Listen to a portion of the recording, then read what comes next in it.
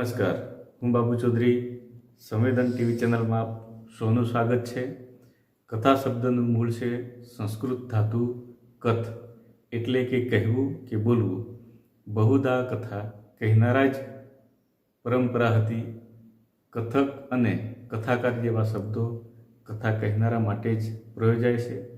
તો હવે બાળ કથાકાર પ્રભુ પ્રિયાજીના કર્ણપ્રિય સ્વરે કથાનું રસપાન કરીએ. फलचारुभक्षणम् उमासुतं शोकविनाशकारकम् नमामि विघ्नेश्वर पादपङ्कजम्।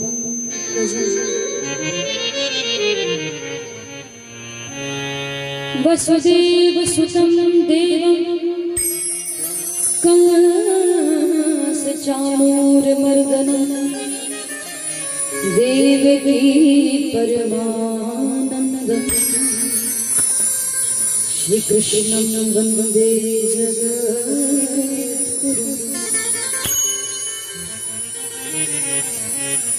मैंने भी अब सौंप दिया, मैंने भी अब सौंप दिया प्रभु तेरे हाथों में।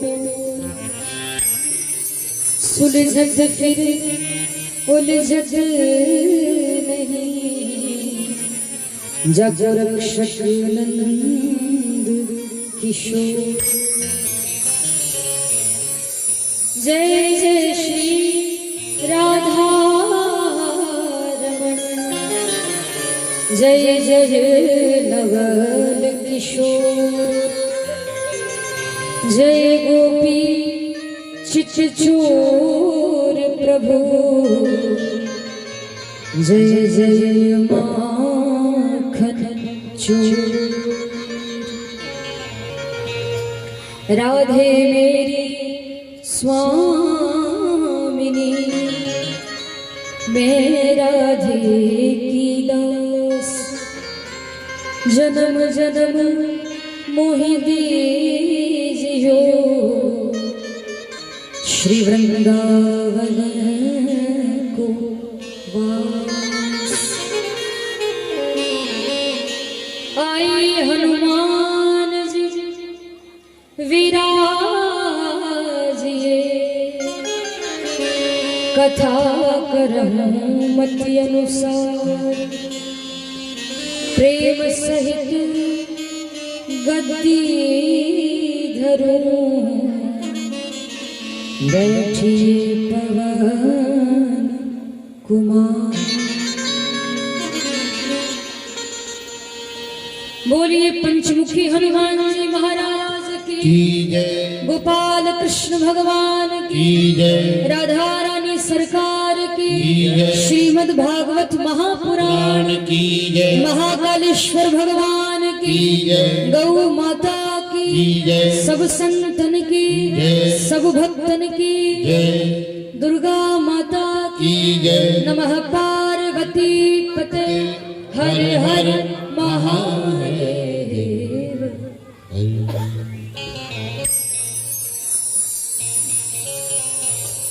आइए भाव से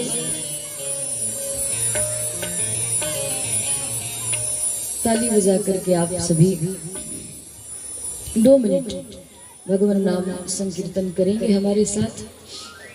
भाव से सभी गाएं और कहें। हरे राम हरे राम, हरे राम हरे राम,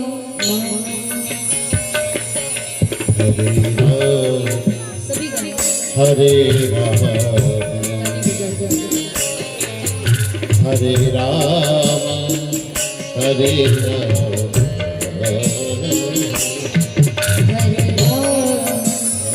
हरे राम, हरे राम हरे राम,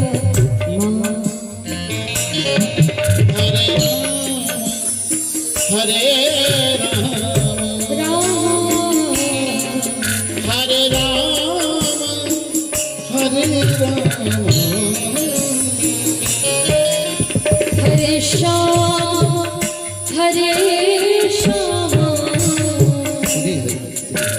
हरे श्याम हरे श्याम हरे श्याम हरे श्याम हरे श्याम हरे श्याम हरे राम हरे राम हरे राम हरे राम हरे राम हरे राम राम हरे राम हरे राम हरे राम हरे राम हरे राम हरे राम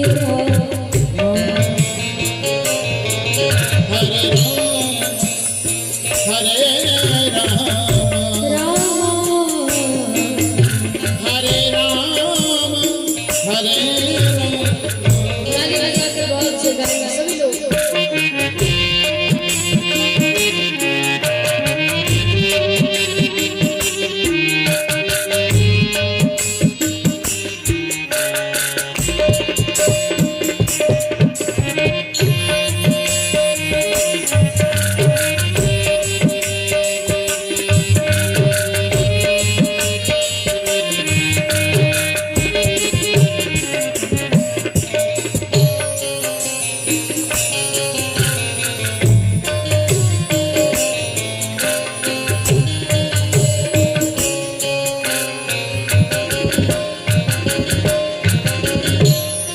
शरण शरण दया के धाम। आप भी हमारे साथ में इस शब्द जरूर बोलो, क्योंकि वो परमात्मा करुणा वर्णा है।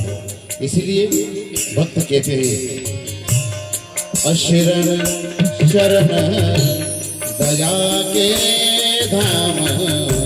मुझे भरोसा तेरा श्याम, मुझे भरोसा तेरा श्याम। करुणा कर अपना लो श्याम, करुणा कर अपना दो श्याम। अपना दास बना लो श्याम। अपना दास बना दो श्याम। हरे श्याम हरे श्याम ओ श्याम हरे श्याम हरे श्याम हरे श्याम हरे श्याम श्याम हरे श्याम हरे श्याम।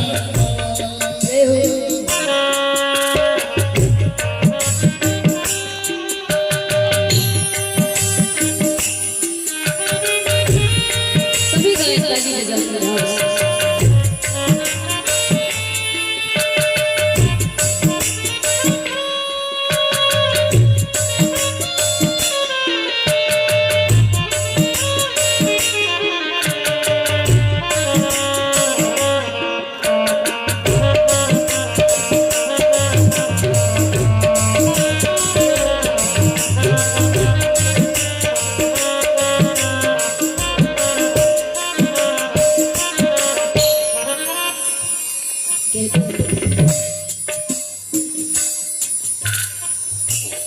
कहते हैं कि प्यास लगती है तो पनघट की याद आती है। बड़ी मार्मिक बात है, ध्यान से सुनिएगा। प्यास लगती है तो पनघट की याद आती है, और लाज लगती है तो घूंघट की याद आती है। प्यास लगती है तो पनघट की याद आती है, लाज लगती है तो घूंघट की याद आती है, और बड़ी गमगीन कहानी है इस जिंदगानी की, बड़ी गमगीन कहानी है इस जिंदगानी की। क्या कि उम्र ढलती है तो मरघट की याद आती है, प्यास लगती है तो पनघट की याद आती है, लाज लगती है तो घूंघट की याद आती है, और बड़ी गमगीन कहानी है जिंदगानी की। उम्र ढलती है तो मरघट की याद आती, फिर याद आता है कि अब बस चले जाएं तो बढ़िया, अब ये शरीर पूरा हो जाए, फिर उस परमात्मा की याद आती है। क्योंकि ये जहां हम लोग अभी रहते हैं ये हमारा असली घर थोड़ी है, ये हमारा असली घर नहीं है। व्यक्ति कहता है कि ये मकान मेरा, ये गाड़ी मेरी, ये बंगला मेरा, ये सब कुछ मेरा है, पर असलियत में ये आपका नहीं है और ना ही हमारा है। ये जो शरीर है ना आपका हमारा, ये भी हमारा नहीं है, कि कहने में आपका हमारा है पर असल में ये भी नहीं है हमारा, ये तो किराए का घर है। क्या है? किराए का घर।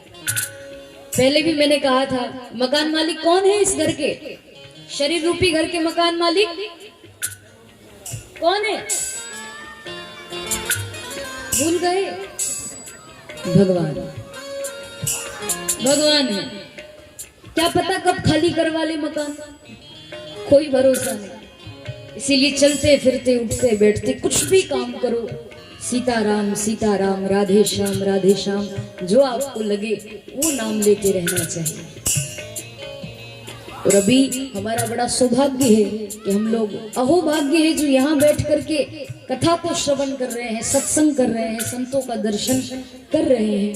ये हमारा सबसे बड़ा सौभाग्य है, तो इसको ऐसे व्यर्थ ना गवाएं, ताली बजाकर भाव से कीर्तन करें, ताकि हमारी आपकी सबकी हाजिरी उस परमात्मा तक पहुंचे, संतों के चरणों तक पहुंचे।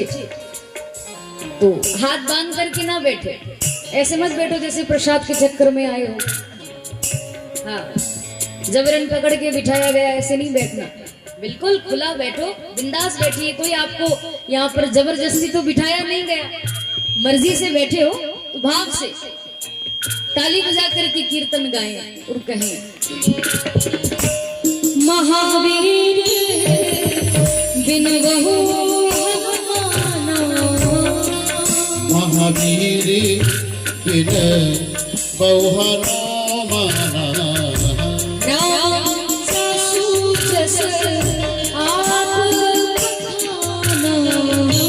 राम जासु जस आप बखाना, अब मोहि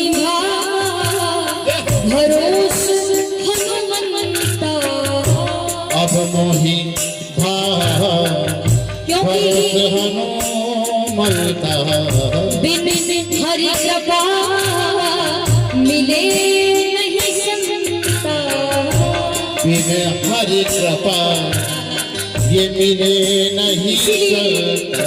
हरे राम हरे राम हरे राम हरे राम।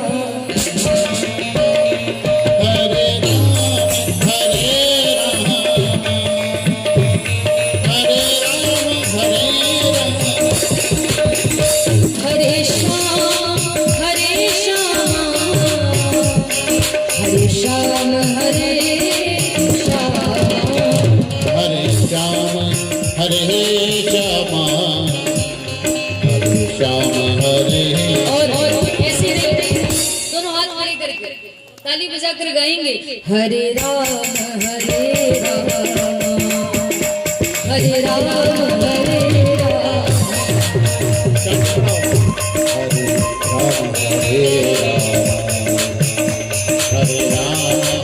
और एक बार मैं बोलूंगी, एक बार आप सभी बोलिएगा मेरे साथ। क्या? हमारो धन राधा श्री राधा श्री राधा, हमारो धन राधा की रामा की रामा, हमारो धन राम श्री राम श्री राम, हमारो धन रामा की रामा की रामा, धन राम राम राम राम राम, राम धन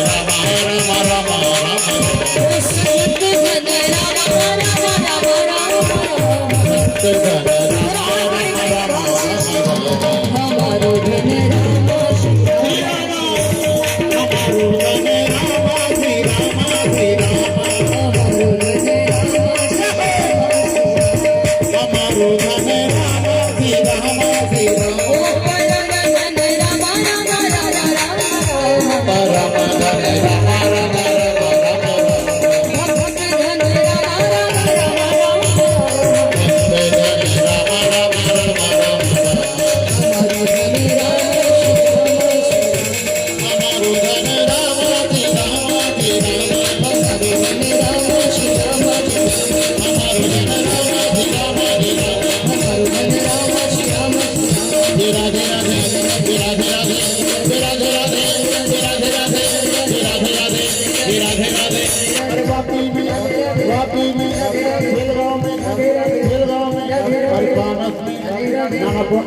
राधे राधे राधे राधे राधे राधे माताओं में राधे राधे, भाइयों में राधे राधे, बहनों में राधे राधे, संतों में, दीदी में, भक्तों में हरे राधे राधे, हरे राधे राधे, हरे राधे राधे, राधे राधे, राधे राधे, राधे राधे, राधे राधे,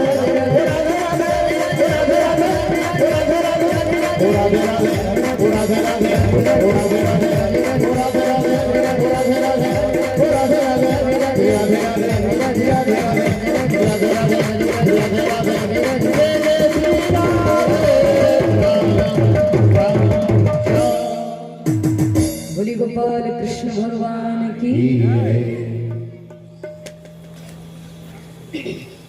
परम मंगलमय परात्पर अखिलेश्वर अकारण करुणा वरुणालय भक्तवांछित कल्पतरु पीतांबरधारी श्री बाल कृष्ण लाल की वांगमयी प्रतिमूर्ति श्रीमद् भागवत महापुराण को प्रणाम करते हुए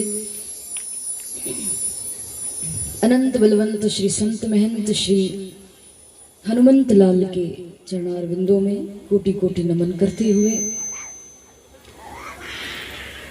आप उपस्थित सभी माताएं बहनें और सभी भक्तगण, आप सभी भक्तों को मैं श्री राधा कृष्ण का स्वरूप समझकर, श्री सीताराम जी का स्वरूप समझकर आपको मैं प्रणाम करती हूँ।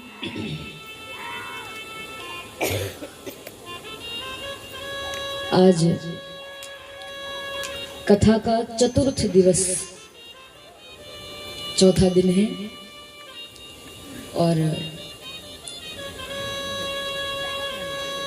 बड़ा ही अहोभाग्य है आपका, हमारा, विशेष करके मेरा, कि जहाँ कहीं भी कथा होती है आपके इस क्षेत्र में, चाहे वो महाराष्ट्र हो, वो गुजरात हो, तो हमेशा हमेशा ये भगवान की कृपा ही है और ये संतों का आशीर्वाद ही है कि हमेशा मुझे बापूजी और अन्ना जी का दर्शन और आशीर्वाद मिलता है उस कथा में। या तो कथा के पूर्व फोन पर तो बातचीत होती है, उसमें तो खैर भरपूर आशीर्वाद मिलता ही है, पर ऐसे साक्षात्कार कथा में होता है तो ये मेरा परम सौभाग्य है, जिसका मैं शब्दों में वर्णन नहीं कर सकती। जैसे पूज्य बापूजी ने कहा कि मेरे अंदर क्या आनंद उमड़ रहा है ये केवल मैं जानती हूँ, और शायद मैं भी नहीं जानती कि कितना आनंद आ रहा है। ये सब कृपा है। तो बहुत सारे भक्त पधारे हैं वापी से, हमारे गोपाल जी महाराज, सुनील जी पाटिल, और भी बहुत सारे हमारे महाजन जी, विनोद जी, पंकज भाई जी, हमारे मुरली भाई जी, हाँ हाँ, सुनील भाई जी, हमारे सेलवास से पधारे, जिनके यहाँ परसों भोजन था, परसों ही था ना, कल था, हाँ कल सेलवास में हम लोग दिन का प्रसाद पाने गए थे, आपको तो विदित है। तो वहाँ से हमारे छोटू भैया और उनका पूरा परिवार हमारे अन्ना जी के सानिध्य में, उनकी सन्निधि में, शहादा करके एक शहर है, उसके पास में लोंडरे करके गांव नहीं कहेंगे, वो धाम है जहाँ पर पूज्य मंगलनाथ बाबा जी का की समाधि स्थल है। और हर वर्ष वहां पर कथा होती है, हर वर्ष। इस बार मेरा भी परम सौभाग्य था कि मुझे भी वहां अपनी वाणी सफल करने का अवसर मिला, हमारे छोटू भैया के और पूज्य अन्ना जी के आशीर्वाद और इनके अथक प्रयास से। तो वो भक्त यहाँ पधारे, एक बार सभी के लिए जोरदार ताली बजाएं आप। और बहुत सारी बहनें माताएं सब पधारी हैं, वर्षा ताई हमारे सबके मतलब घर परिवार से आज बहुत सारे भक्त आए हैं। और अतिथि भी जो पधारे हैं बाहर से, नाम तो मुझे मालूम नहीं है पर सबका स्वागत है। तो मैं निवेदन कर रही थी कि पूज्य बापू जी और अन्ना जी जो अपना अमूल्य समय निकाल करके यहाँ आप हम सबको दर्शन लाभ देने पधारे हैं, तो आपको आपके श्री चरणों में कोटि कोटि मेरा दंडवत प्रणाम।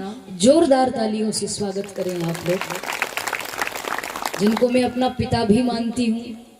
और मतलब एक प्रकार से यूं समझिए, अभी जो आशीर्वाद आप दे रहे थे वाणी के द्वारा, भगवान की वाणी तो शायद हम लोगों ने नहीं सुनी, शास्त्रों में ही पढ़ा है, संतों की वाणी है, पर ऐसा लग रहा था मानो साक्षात भगवान ही इनके स्वरूप में आकर के यहाँ बोल रहे हैं। वो वाणी ही अलग थी, वो माहौल ही अलग बन गया था। और मेरी तो इच्छा ही नहीं हो रही आज कथा करने की क्योंकि बस ऐसा लग रहा था कि सुनती ही जाऊं, बड़ा कर्ण प्रिय लग रहा था। पर अब क्या करें, ठीक है, अब बुलाया है आप लोगों ने तो मुझे भी निभाना है अपना कर्तव्य। जो सेवा मिली है उस सेवा को करेंगे। हाँ, और आज हम लोग बापूजी अन्ना जी हम आज गए थे, यहाँ पास में खरेड़ी करके एक गांव है, वो भी एक प्रकार से धाम है।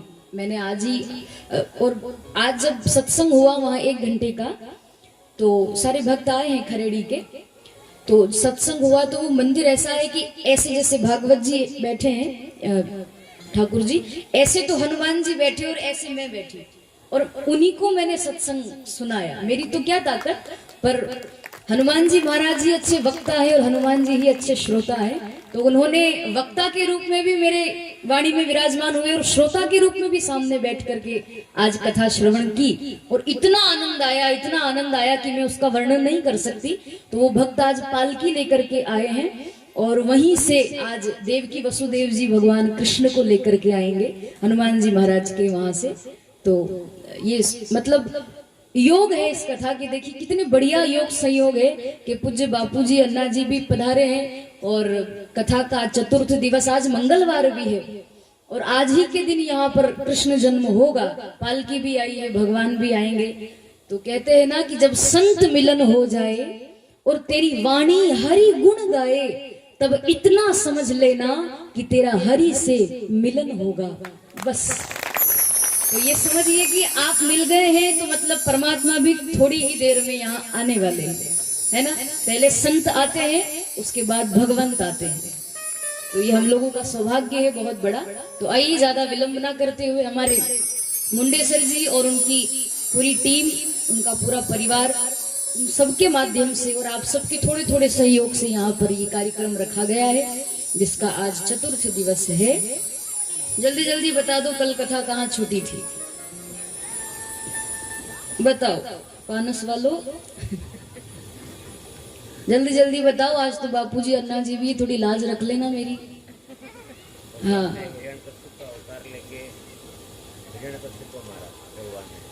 किसका? हाँ वही नरसिंह अवतार लेकर किसको मारा था? हिरण्यकश्यप। और कोई उम्मीदवार बालकनी में उधर? कथा कहाँ छूटी थी कल?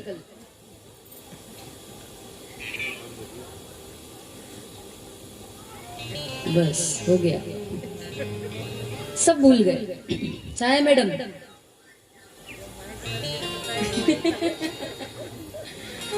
चलो आज कल जो कथा छूटी थी, कथा ने विश्राम दिया था प्रहलाद चरित्र पर। प्रहलाद जी का चरित्र हुआ, उनकी कथा हम लोगों ने श्रवण की कि हिरण्यकश्यप का उद्धार करने के लिए स्वयं भगवान नारायण ही नरसिंह अवतार लेकर के आए और हिरण्यकश्यप का उद्धार करते हैं। बोली नरसिंह भगवान की जय। उसके बाद कथा आती है अजामिल बड़ा ही भक्त था भगवान का और ब्राह्मण था। अजामिल एक ब्राह्मण था। और ये जो प्रसंग है इससे आपको हमको ये शिक्षा मिलती है, मैं पहले ही बता दूं कि जिसने जीवन भर भगवान का भजन नहीं किया, किसी कारणवश नहीं कर पाया, व्यस्तता इतनी रहती है व्यक्ति को कि वो नाम नहीं ले पाता है, नहीं कर पाता है भजन, कथा नहीं सुन पाता है। तो जीवन भर अगर कोई व्यक्ति किसी कारणवश भगवान का नाम न ले पाया हो, जिसने जीवन भर गलत काम किए, जिसने जीवन भर उल्टे काम किए, पाप किया, पर यदि वो व्यक्ति अंतिम समय, मरते समय, जब उसकी मृत्यु का समय आता है, उस समय अगर वो परमात्मा को याद कर लेता है या उसका नाम लेकर के मरता है, तो ऐसे पापी व्यक्ति को भी भगवान का धाम मिल जाता है। ये इस कथा का मतलब एक प्रकार से सार है, उद्देश्य है। उसको फिर यमपुरी के दर्शन नहीं करने पड़ते, उसको नरक में नहीं जाना पड़ता। जो व्यक्ति मरते समय भगवान का नाम ले, इसका मतलब ये नहीं है कि जीवन भर नाम लो ही मत, कि अब मरेंगे तभी लेंगे। मरते समय भी हर कोई व्यक्ति भगवान का नाम नहीं ले सकता। कोई एक विरला ही होता है जो भगवान का नाम लेकर के प्राण को छोड़ता है, शरीर को छोड़ता है। हर कोई व्यक्ति नहीं ले सकता, क्योंकि जीवन भर पाप ही इतने किए होते हैं कि जब मृत्यु का समय आता है तो व्यक्ति का कंठ अवरुद्ध हो जाता है, शब्द ही नहीं निकलते। परिवार वालों के नाम निकलेंगे, बच्चों के नाम निकलेंगे, भगवान का नाम नहीं निकलता। और कोशिश करें कि जीवन भर चलते फिरते उठते बैठते कुछ भी काम करें तो नाम लेते रहें, ताकि ये नौबत ही नहीं आए। आपका बचपन, आपकी जवानी और आपका बुढ़ापा तीनों सुधर जाते हैं। बचपन से भजन करना चाहिए। तो अजामिल, निवेदन कर रही थी मैं आपसे, अजामिल एक ब्राह्मण था। और ब्राह्मण के जो 12 गुण होते हैं, वो 12 गुण अजामिल में विद्यमान थे।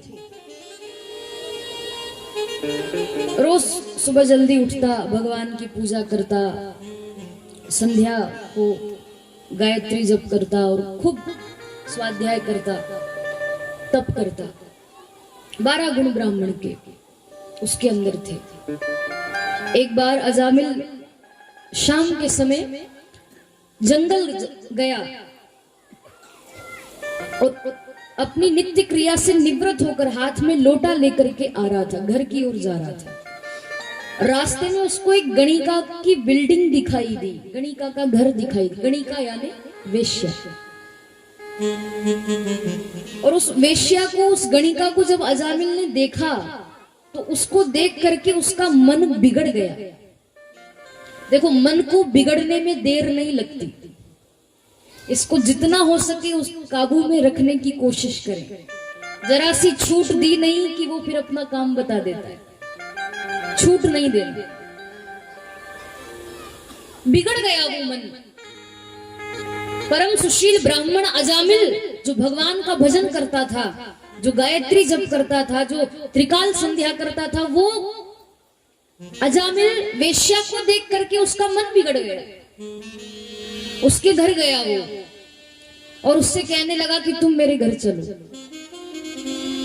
जितना रुपया पैसा मांगोगी मैं दूंगा, एक बार मेरे घर चलो। अब गणिका को तो इसी से काम है, उसको क्या लेना देना, कहां ले जा रहा है, क्या कर रहा है, रुपया पैसा मिल जाए तो बहुत है। गई उसके घर उसके साथ। अब अजामिल की पत्नी थी पहले से और उसके बच्चे भी थे। वो गणिका ने उनको देखा, पत्नी बच्चों को, तो पूछने लगी कि ये कौन है। तो अजामिल बोला कि ये मेरी पत्नी है और ये मेरे बच्चे हैं। गणिका कहने लगी कि जब ये थी घर में पहले से तो मुझे क्यों लेकर आए? या तो तुम इसको रखो या मुझे रखो, मैं नहीं रहती इसके साथ। तो उस गणिका के कारण अजामिल ने अपनी परम सुशीला पत्नी, जो कि परम सुंदरी थी, वो भी उसका त्याग कर दिया, घर से बाहर निकाल दिया, बच्चों को भी निकाल दिया, पत्नी बच्चों का त्याग कर दिया और उस गणिका को ही घर में रखने लगा, उसी के साथ रहने लगा। अब वो तो ब्राह्मण था, उसका जो नियम, उसकी जो अच्छी अच्छी आदतें थी, माला जाप करने की, पूजा पाठ करने की, वो उसके अंदर थी। अभी भी माला लेकर बैठता जाप करने के लिए, तो वो गणिका, वो वेश्या हाथ में से माला छुड़ा लेती। क्या माला लेकर बैठ गए? जाओ चोरी करके लाओ, डाका डाल कर लाओ, मुझे क्या खिलाओगे? मुझे लेकर के आ गए, माला जाप करने बैठ गए, चोरी करके लाओ। गलत काम करने के लिए उसको प्रेरित करती थी। बिगड़ गया अजामिल उसकी संगति में आकर। उस वेश्या के संग से अजामिल के यहाँ 9 पुत्र हुए, 9 बेटे हुए। चोरी करने लगा, वो डाका डालने लगा, धीरे धीरे शराब पीने लगा, मांस खाने लगा, गलत कार्य करने लगा। इतनी उसकी दहशत फैल गई थी, लोग डरते थे अजामिल से। सिर पर काली पट्टी बांध करके वो हाथ में तलवार लेकर रात में घूमता था गांव में, नगरों में। और जो लोग अजामिल को आता देख लेते तो सब डर जाते, दरवाजा बंद कर लेते, घर का कोई दुकान बंद कर देता और सब चिल्लाने लगते, डाकू अजामिल आया, डाकू अजामिल। नाम ही पड़ गया डाकू अजामिल। बताओ, था ब्राह्मण और कर्म देखिए आप उसके। जाति से भले ही कोई ब्राह्मण हो, पर यदि कर्म उसके ब्राह्मण जैसे नहीं है तो वो ब्राह्मण नहीं माना जाएगा। कर्म आपके यदि ब्राह्मण जैसे है, फिर आपकी जात कोई भी हो, किसी भी जात के हैं, पर यदि कर्म आपके पवित्र हैं और आपके हृदय में परमात्मा के लिए सच्ची भक्ति है, तो आप किसी भी जात के हो, पर फिर भी आप ब्राह्मण माने जाओगे। आप ब्राह्मण से कम नहीं हो। ब्राह्मण होते हुए हम कोई उल्टा काम कर रहे हैं, गलत कार्य कर रहे हैं, तो ये हमें शोभा थोड़ी देता है। ये तो मर्यादा के खिलाफ है। अजामिल ब्राह्मण था, पर देखो वेश्या का संग किया। 9 पुत्र हुए। 10वीं संतान उस गणिका के गर्भ में थी। अजामिल एक बार बहुत बड़े किसी नगर में डाका डालने के लिए, गांव में डाका डालने गया। पत्नी से कहकर गया कि मुझे हो सकता है 2-4 दिन लगे आने में, मेरा इंतजार मत करना, मैं आ जाऊंगा। गर्भवती थी वो, उसको छोड़ करके डाका डालने चला गया। तो भगवान की लीला देखो। अयोध्या के कुछ संतों की मंडली कीर्तन करती हुई अयोध्या से श्रीधाम वृंदावन जा रहे थे, कीर्तन करते हुए। उस समय मंडली हुआ करती थी, आज भी होती है, जो पैदल यात्रा करते थे। आज तो किसी को तीर्थों में भी जाना हो तो लोग बड़ी बड़ी गाड़ियों से जाते हैं, बस बुक करवाते हैं।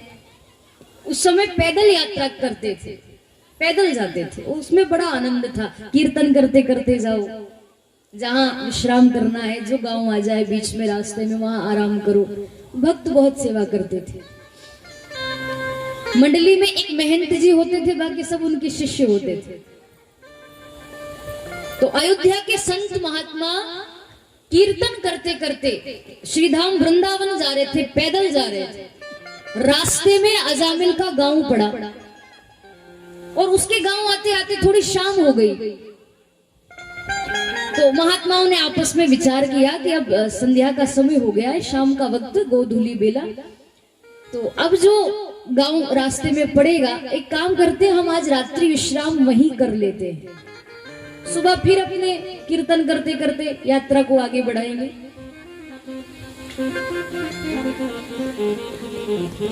तो संत महात्मा सभी अजामिल के गांव में पहुंच गए और गांव में जो प्रवेश करते, जो एक मुख्य वो चौराहा जैसा आता है, वहां पे कुछ लोग खड़े थे। तो उन लोगों से कहा महात्माओं ने कि भैया आपके इस गांव में किसी ब्राह्मण का घर हो तो हमें बता दो, हम अयोध्या के संत हैं, श्रीधाम वृंदावन जा रहे हैं कीर्तन करते करते, रात्रि विश्राम करना चाहते हैं, कोई सात्विक घर हो किसी ब्राह्मण का तो बता दीजिए। गांव के लोगों को मालूम था कि इस गांव में केवल एक ही घर है अजामिल का, क्योंकि अजामिल ब्राह्मण है, ब्राह्मण का एक ही घर है। और वो अजामिल भी अब चोरी करने लगा, डाका डालने लगा, गलत काम करने लगा। अब वो ब्राह्मण नहीं रहा, उसके कर्म गलत होने लग गए। और ये बात गांव के लोगों को पता थी कि अजामिल अब बिगड़ गया है। फिर भी संतों की हंसी मजाक करने के लिए, उनकी परीक्षा लेने के लिए, उनको परेशान करने के लिए गांव के लोगों ने कह दिया कि हमारे गांव में एक बहुत बड़ा पवित्र घर है, एक ही घर है ब्राह्मण का जिसका नाम है अजामिल, संत अजामिल। जबकि उनको पता है कि अब वो संत नहीं रहा, अब वो डाकू हो गया है। पर संतों को ये बात नहीं बताई और कहा कि आप चले जाइए, अजामिल का घर है, परम सुशील ब्राह्मण है, आप जाइए तो सही एक बार, आपकी ऐसी खातिरदारी करेगा वो, ऐसी खातिरदारी करेगा, आप भी याद करोगे कि मिला है कोई ब्राह्मण। जाइए। महात्मा तो सीधे सरल चले गए, पूछते पूछते तलाशते तलाशते अजामिल का घर कहाँ है।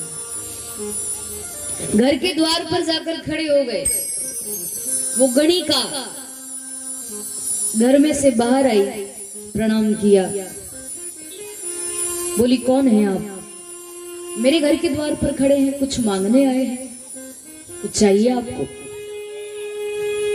संत बोले कि बेटी हम अयोध्या के संत हैं, श्रीधाम वृंदावन जा रहे हैं कीर्तन करते करते, रास्ते में तुम्हारा गांव पड़ा, सोचा रात्रि विश्राम कर लेते हैं। गांव के लोगों ने बताया कि यहाँ संत अजामिल रहते हैं, ये उन्हीं का घर है।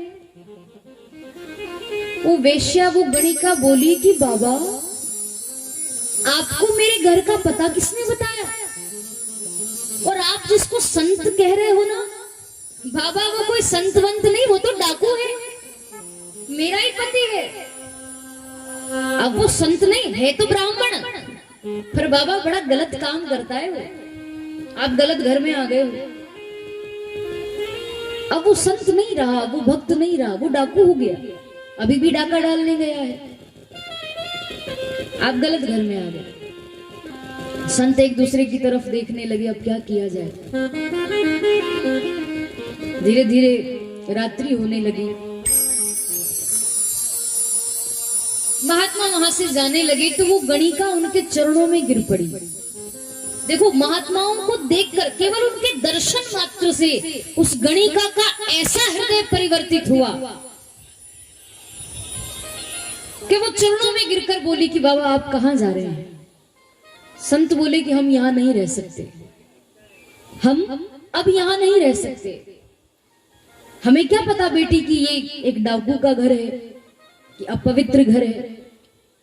वो गणिका बोली कि बाबा अपवित्र जरूर है, मैं खुद अपवित्र हूँ, और मैं तो इतनी अपवित्र हूँ कि मैं आपको जल पिलाने के लिए भी नहीं कह सकती, क्योंकि मेरे हाथ का जल आप थोड़ी पिएंगे, और भोजन तो दूर की बात।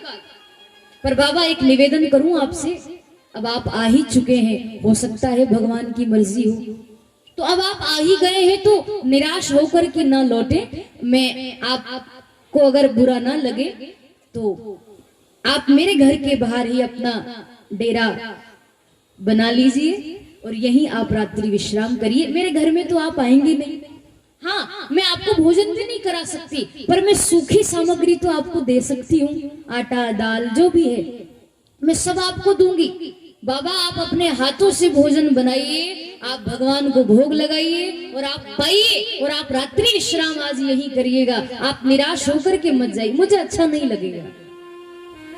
और जब आप आ ही गए हैं तो एक और निवेदन था मेरा, आपको रोकने का उद्देश्य ये है कि मेरा जो पति है ना, वो बिगड़ा मेरे ही कारण है, क्योंकि मैं एक गणिका हूं, मेरी संगति से बिगड़ा है। पर बाबा अब मैं भी तंग आ चुकी हूँ, मैं भी परेशान हो गई हूँ। आपके दर्शन से मुझे ये लगता है कि अब हमें भगवान का भजन करना चाहिए। तो आप आ गए हो ना, तो एक काम कर दो कि आप रात्रि विश्राम करो, जब तक मेरा पति ना आए तब तक आप यहीं पर विश्राम करिए। वो आ जाए तो उसको सुधारने का कोई ना कोई उपाय आप जरूर निकालिएगा, जिससे मेरा पति सुधर जाए। संत बोले कि बेटी तुम ना भी कहोगी ना ये बात, तो भी हम ये करेंगे, क्योंकि हमारा ये नियम है कि हम जिसके घर का अन्न ग्रहण करते हैं, जल ग्रहण करते हैं, जिसके घर का हमने कुछ पाया है, उसका कल्याण करना ये हमारा धर्म है। किसी के घर का यदि हम पानी भी पीते हैं तो उसको कुछ ना कुछ लाभ होना चाहिए उसका, हमारा भजन उसको लगे, इसीलिए तो हम जाते हैं। चिंता मत करो। तो घर के बाहर ही, उस अजामिल के घर के बाहर ही संतों ने अपना डेरा लगाया। ऐसी ही पालकी थी जो वहां पर पधराई विराजमान थी, और सूखी सामग्री उस गणिका ने दी, तो वो भोजन बनाने लगे, भजन करने लगे संत महात्मा।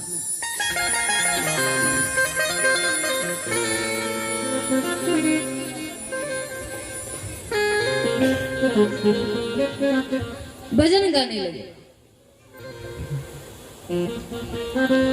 तो कहने लगे क्या, आइए आप हम भी गाएं। अयोध्या के संत वृंदावन धाम जा रहे थे कीर्तन करते करते।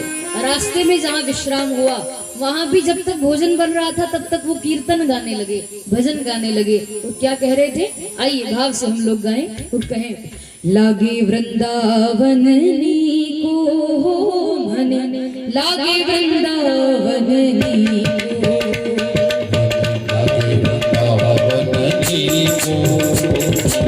लागे वृंदावन लागे वृंदावन नीको मन, लागे वृंदावन नीको, लागे वृंदावन नीको मन, लागे वृंदावन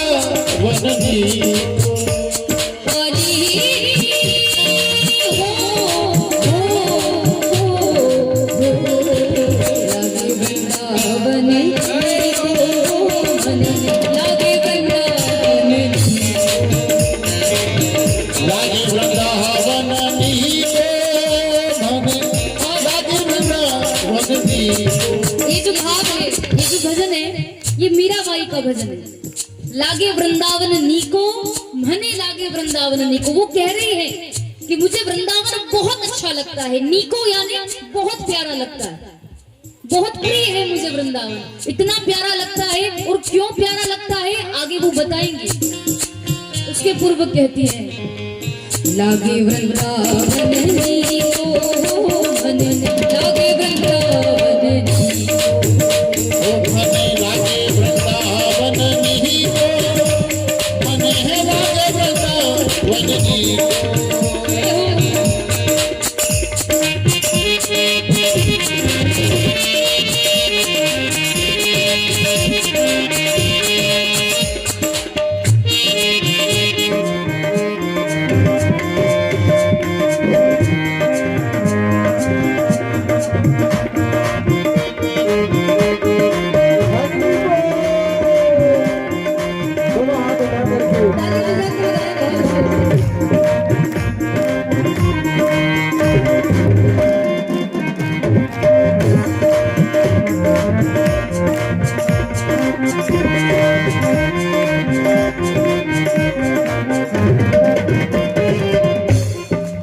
लागे वृंदावन नीको, वृंदावन बहुत प्यारा लगता है। क्यों? क्योंकि वृंदावन में क्या है? सबके घर में लड्डू गोपाल मिलेंगे आपको वृंदावन में। सबके घर में ठाकुर जी की सेवा होती है, सबके घर में तुलसी जी है। इसीलिए भक्त कहते हैं, मीराबाई कह रही है क्या, घरे घरे तुलसी ठाकुर सेवा, घरे घर तुलसी ठाकुर सेवा, घरे घरे तुलसी ठाकुर सेवा, घरे घर तुलसी ठाकुर सेवा, दर्शन गोविंद जी को, ओ दर्शन गोविंद जी को, लागे वृंदावन लागे वृंदावन, लागे वृंदावन, लागे वृंदावन, आप ही गाएं। लागे वृंदावन को, लागे वृंदावन को, लागे वृंदावन को।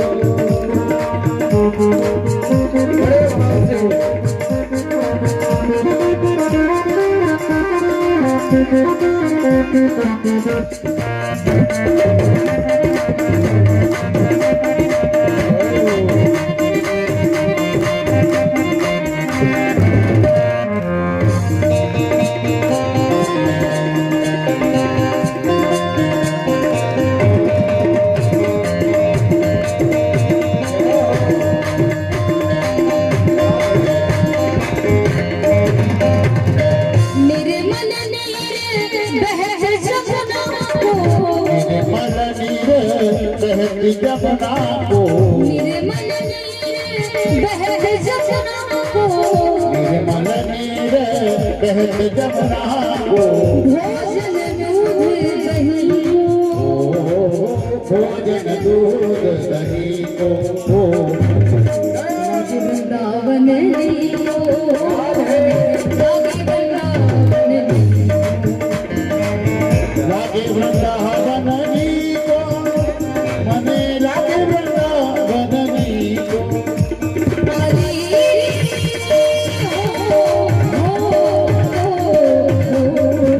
वृंदावन लागे वृंदावन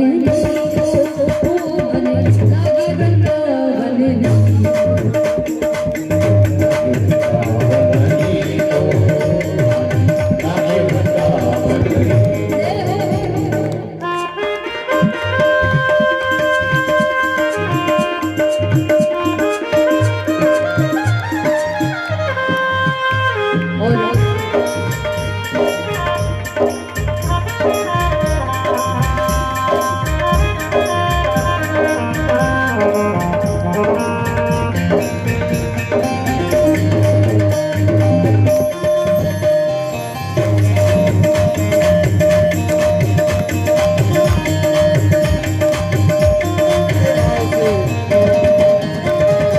ये आपके सामने जो ये बच्चे आ रहे हैं, इसमें कुछ ना कुछ दान जरूर दें।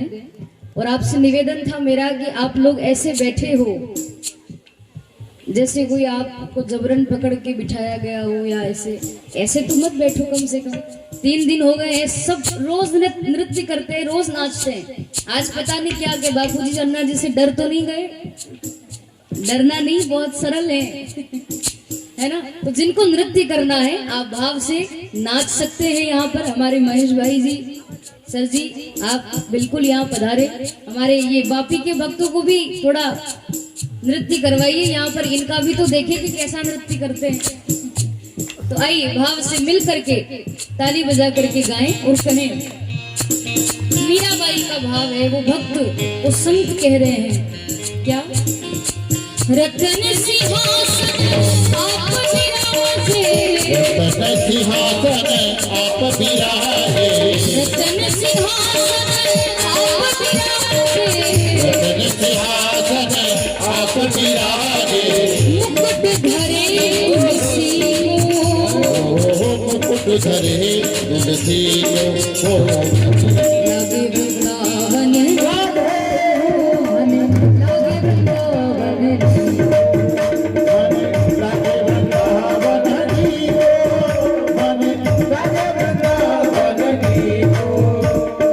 जय हो। बड़े भाव से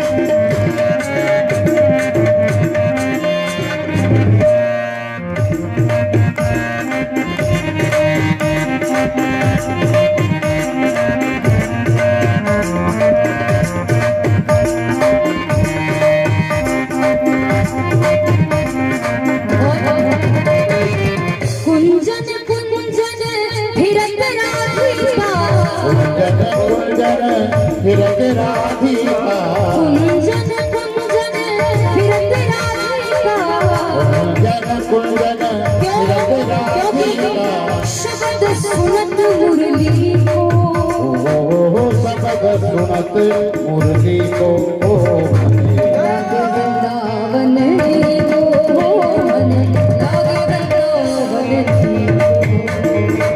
लागे वृंदावन की को मन लागे वृंदावन की को लागे वृंदावन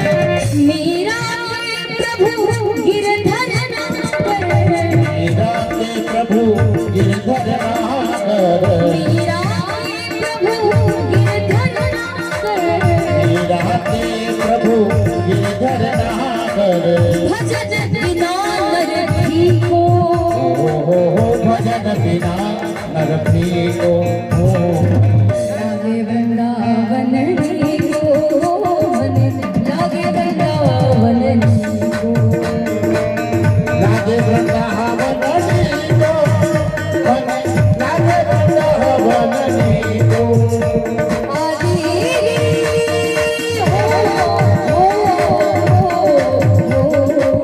लागे वृंदावन को लागे वृंदावन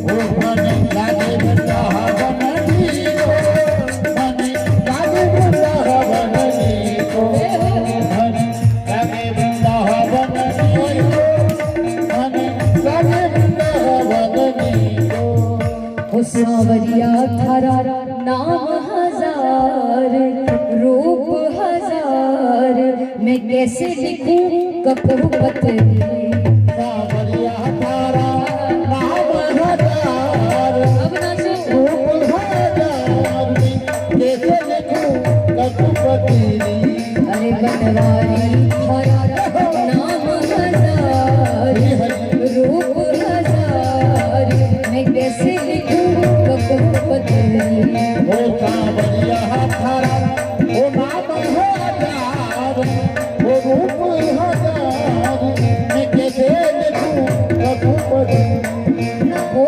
मैं कैसे लिखूं कपड़ू पतली मैं कैसे लिखूं कपड़ू पतली कैसे लिखूं कटुपति मैं कैसे लिखूं कटुपति अरे सावरिया थारा हजार रूप हजार मैं कैसे लिखूं कपड़ू पतली ओ सावरिया थारा नाम हजार रूप हजार मैं कैसे लिखूं कटुपति मामा जी ये जो है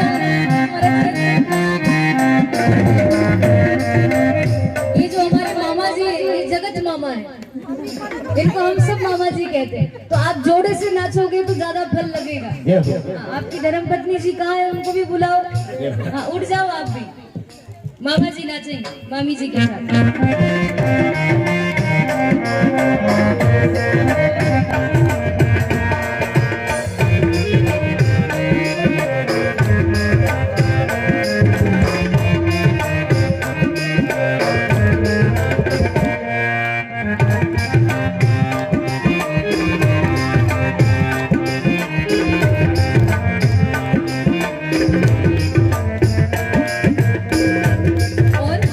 कोई कहे गोकुल वालो कोई कहे मथुरा वालो कोई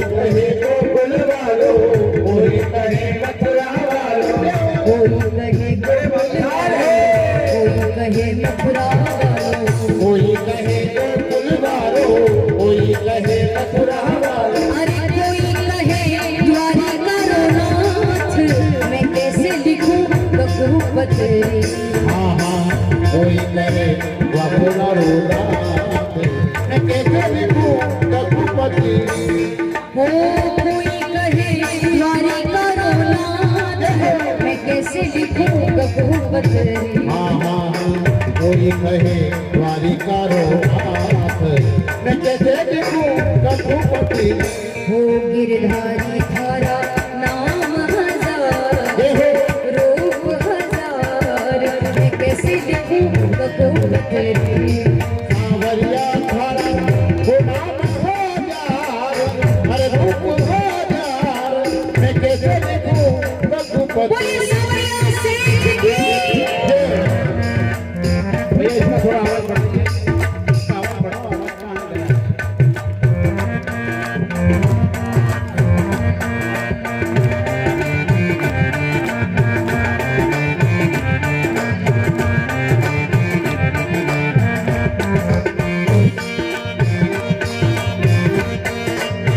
देखेंगे सभी लोग। वो सांवरिया थारा नाम।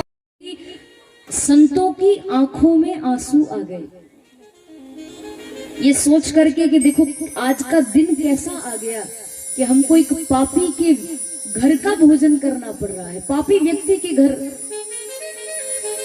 का अन्न ग्रहण करना पड़ रहा है। पर ये निरर्थक नहीं जाएगा, भगवान उसको भी सद्बुद्धि प्रदान करेंगे, उसका भी कल्याण होगा। इसी आशा से उन्होंने भोजन पाया, प्रसाद ग्रहण किया और संतों ने ये निश्चय कर लिया कि हम आज रात्रि में सोएंगे नहीं, आज हम रात्रि विश्राम नहीं करेंगे। हम जब तक अजामिल नहीं आ जाता तब तक हम आज रात भर कीर्तन करेंगे, रात भर कीर्तन करेंगे उसके लिए, उसके नाम से, क्योंकि उसके घर का अन्न खाया है तो उसको लाभ तो होना चाहिए। कीर्तन करेंगे। कीर्तन प्रारंभ हुआ, कीर्तन होते होते सुबह की 4 बज गई। उसी समय अजामिल डाका डाल करके आया, बहुत बड़ा पोटला बांध कर लाया था, चोरी करके लाया। पोटला समझते हो आप? आपकी भाषा में गुजराती में पोटले को क्या कहते हैं? पोटला ही बोलते हैं? अरे वाह, फिर तो अच्छी बात है। कई कई जगह गठरी बोलते हैं, कई कई जगह गठुड़ा बोलते हैं, अपनी अपनी भाषा है। पर गुजराती में क्या बोलते हैं? पोटला। हाँ, हमारे भी पोटला ही बोलते हैं उज्जैन साइड। तो बहुत बड़ा पोटला बांध करके वो लाया। पोटली भी बोलते हैं। पोटली छोटी होती है, पोटला बड़ा होता है। हाँ, पोटली छोटी, अपनी अपनी क्षेत्र की भाषा है, आप सब जानते ही हैं।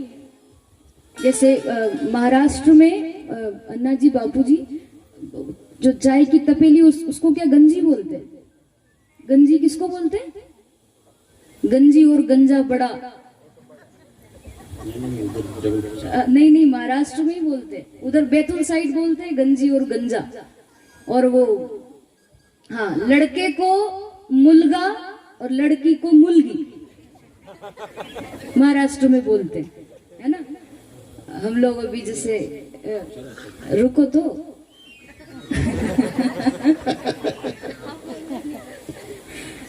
महाराष्ट्र में लड़के को मुलगा और लड़की को मुलगी कहते हैं। हम लोग जब अमरावती में महाराष्ट्र में कथा करने गए, अभी फरवरी में फिर से कथा है वहां पर, तो वहां भी हनुमान जी का बहुत अच्छा खोलापुरी गेट पे कथा होती है। और 3-4 साल हो गए हैं जाते जाते, इस वर्ष फिर कथा है फरवरी में। तो शुरू बार जब मैं गई तब उस समय मुझे मराठी इतनी नहीं आती थी, अभी भी नहीं आती, पर अब थोड़ा बहुत समझ लेती हूँ। तो वो शुरू में गए तो वो मुलगा और मुलगी करे, तो मुझे तो समझ में नहीं आया कि मुलगा मुलगी है कि मुर्गा मुर्गी है, क्योंकि अपनी अपनी भाषा है ना। अब आप आपकी भाषा बहुत अच्छे से बोल लेते हो, हम हमारी भाषा अच्छे से बोल लेते हैं, पर बस वो एक दूसरे की भाषा को बोलना थोड़ा डिफिकल्ट है, परेशानी होती है। तो वो है मुलगा और मुलगी, है ना। गुजराती में क्या बोलते हैं? डिकरा और डिकरी। वाह वाह वाह। और क्या, एक और क्या बोले थे? छोकरा छोकरी, कोयरा कोयरी। वाह वाह। देखो भाषा कितनी अच्छी मीठी लगती है, गुजराती और मराठी दोनों बड़ी प्यारी है। हमारे इधर छोरा छोरी बोलते हैं, छोरा छोरी। वृंदावन साइड आप जाओ तो लड़के को लाला और लड़की को लाली कहते हैं। लाला यानी ठाकुर जी का स्वरूप और लाली यानी राधा रानी का स्वरूप। तो ये भाषा का फर्क जरूर पड़ता है। और मारवाड़ी में जो बैठे हैं, हाँ, मारवाड़ी में क्या बोलते हैं नहीं पता, छोरा छोरी के। हाँ चलो फिर ठीक है, फिर अपने वाले हो फिर तो। आप थोड़ा गुजराती उधर में आ गए ना, आप भी अपने ही हो, सभी अपने हैं, ऐसा नहीं है। तो मैं निवेदन कर रही थी आपसे कि पोटला बांध करके लाया वो अजामिल, बहुत बड़ा पोटला। उसको पोटले को तो बाहर ही रख दिया घर के, और घर में प्रवेश करने से पहले उसकी नजर पड़ गई उन महात्माओं पर जो कीर्तन कर रहे थे। तो अजामिल बहुत गुस्से में आया, बड़ा क्रोध आया उसको। महात्माओं के पास गया, बोलने लगा कि बंद करो ये खेल, कौन हो तुम? मेरे घर के सामने ऐसे डेरा बना करके बैठ गए, अनुमति किसने दी यहाँ रुकने की? चलो जाओ यहाँ से। बड़े आए कीर्तन करने वाले, कौन हो तुम? मुझे नहीं जानते, मैं डाकू अजामिल हूं। संत महात्मा बोले कि देखो बेटा, ऐसे मत कहो, हम अयोध्या के संत हैं, श्रीधाम वृंदावन जा रहे हैं, रास्ते में तुम्हारा गांव पड़ा, सोचा आराम कर लेते हैं, तो केवल रात्रि विश्राम के लिए रुके हैं। हम बस निकलने ही वाले हैं, जाने ही वाले हैं, पर सोचा कि तुम आ रहे हो तो तुमको तुम्हारा दर्शन कर ले। अजामिल बोला हाँ हाँ ठीक है, हो गया ना आपका, अब जाइए यहाँ से, बहुत हो गया, इतनी देर रुक गए वही बहुत है। रुकने किसने दिया तुमको यहाँ पर? मैं होता तो रुकने ही नहीं देता। इतने में वो गणिका आई घर में से। गणिका ने अजामिल को आंखें दिखाई बड़ी बड़ी, और वो गणिका कहने लगी कि तुम कौन होती हो चिल्लाने वाले? मैंने रोका है महात्माओं को, मैंने रोका है संतों को, ये तो जा रहे थे यहाँ से, पर मैंने कहा कि नहीं बाबा आप आज यहीं विश्राम करो। अपनी मर्जी से नहीं रुके, मैंने रोका है, रुक गए तो क्या हो गया? तुम कौन होते हो मना करने वाले? और जरा सी आंख दिखाई तो अजामिल तो वहीं पिघल गया। अच्छा तुमने रोका है तो फिर कोई बात नहीं। अब बताओ, इतना बड़ा डाकू जिससे सब डरते हैं, वो किसी नगर में से निकल जाए, गांव में प्रवेश कर जाए तो लोग खिड़की दरवाजे बंद कर लेते, डाकू अजामिल आया, डाकू अजामिल, इतना डरते लोग। और वो डाकू पत्नी से डर गया। कोई व्यक्ति कितना ही बड़ा पहलवान क्यों ना हो, संसार में बाहर कितने ही दादागिरी करे, पहलवानी करे, नेतागिरी करे, शेर बनकर के रहे, परंतु अच्छे अच्छे शेर भी, अच्छे अच्छे पहलवान भी घर में आने के बाद भीगी बिल्ली बन जाते हैं। हाँ, क्योंकि घर में तो पत्नी ही शेर नहीं होती, पत्नी से सब डरते हैं। कितने लोग यहाँ ऐसे बैठे हैं जो पत्नी से डरते हैं? हाथ खड़ा करके बताओ। हाँ करो हाथ खड़ा, उसमें क्या, ईमानदारी से करना। बापू जी अन्ना जी भी देखेंगे, देखो कितने लोग डरते हैं आज। हाथ खड़े करो, यहीं बैठी होगी, डर के मारे ही कर दो। सर जी आप, अरे देखो मुंडे सर जी ने पहले हाथ खड़े कर दिए। डरते कल्पना मैडम आपसे डरते कि नहीं? नहीं। अच्छा, आपने किसी ने हाथ खड़े नहीं किए। अब आपने हाथ खड़े क्यों नहीं किए मैं बताऊं? मैं जानती हूँ, क्योंकि एक बार ऐसा हो चुका है कथा में। ज्यादा डराएंगे। हाँ। एक बार मैंने कथा में ऐसे ही पूछ लिया था कि बताओ कौन कौन पत्नी से डरते हैं, हाथ खड़े करो। आप मानोगे नहीं, जितने लोग बैठे थे सबने हाथ खड़े कर दिए, और एक नहीं दो दो। हम डरते हैं, हम डरते हैं, हम सबने हाथ खड़े किए। पर मैंने जब गौर से देखा तो एक व्यक्ति ने हाथ खड़े नहीं किए थे। मुझे लगा कि यार देखो कैसा व्यक्ति है, निडर होकर बैठा है, पत्नी से नहीं डरता, हाथ खड़े नहीं किए। तो मुझे बड़ा अच्छा लगा। मैंने कहा भैया आप अपनी पत्नी से नहीं डरते हो, खड़े हो जाओ। आपने हाथ खड़ा नहीं किया, आप पत्नी से नहीं डरते, आप तो बड़े हिम्मत वाले हो, मंच पर आओ, आपका स्वागत करेंगे, माला पहनाएंगे। खूब मैंने उसको बड़ा चढ़ा करके कहा कि मंच पर आइए। तो वो व्यक्ति खड़ा होकर बोला कि प्रभु प्रिया जी मैं डरता हूँ पत्नी से। मैंने कहा भैया डरते हो तो हाथ खड़े क्यों नहीं किए? तो वो बोला कि मैं अपनी पत्नी से इतना डरता हूँ, इतना डरता हूँ कि उसके बिना पूछे हाथ भी खड़े नहीं करता। तो मुझे लगता है कि जिन्होंने हाथ खड़े नहीं किए वो कुछ ज्यादा ही डरते हैं कि बिना पूछे हाथ भी खड़े नहीं करते। पत्नी के सामने कोई नहीं बोलता, सब डरते हैं। और मनुष्यों की बात तो छोड़े, भगवान ही पत्नी से डरते हैं, तो अब हम कहाँ लगे। अजामिल की पत्नी बोली कि मैंने रोका है इनको, तुम मत बना करो इनको, मत डांटिए।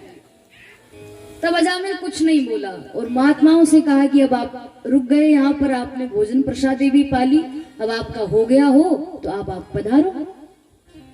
संत महात्मा बोले कि वो सब तो ठीक है बेटा, हम तो जाएंगे ही, हम यहाँ रुकने नहीं आए हैं, पर जाते जाते एक बात कहनी थी तुमसे कि हमने तुम्हारे घर का अन्न जल ग्रहण किया है, तुम्हारे घर का भोजन किया है। तो बेटा ये शास्त्र कहते हैं कि अगर आपने किसी संत को, किसी महात्मा को, किसी ब्राह्मण को भोजन कराया है, अन्न ग्रहण करवाया है, अपने घर का कुछ भी ग्रहण करवाया है, तो दान और दक्षिणा का जोड़ा होता है।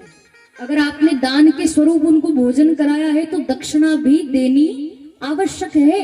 नहीं दोगे तो आपको उसका फल नहीं लगेगा, क्योंकि दान पति है और दक्षिणा उसकी पत्नी है।